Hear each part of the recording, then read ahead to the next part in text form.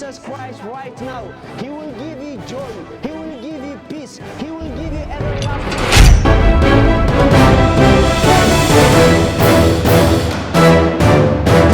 I have a good news for you. Jesus Christ died for you. He paid all your sin because He came to earth to save you, because He has a good gift for you. The gift of God for your life is everlasting life through Jesus Christ. Brother and sister, if you open your heart to Jesus Christ, you will have everlasting life in you. You will never worry again in your life. You will never be sad again in your life. You will never have depression again in your life. You know why? Because if you accept that life, you will never be the same again in your life.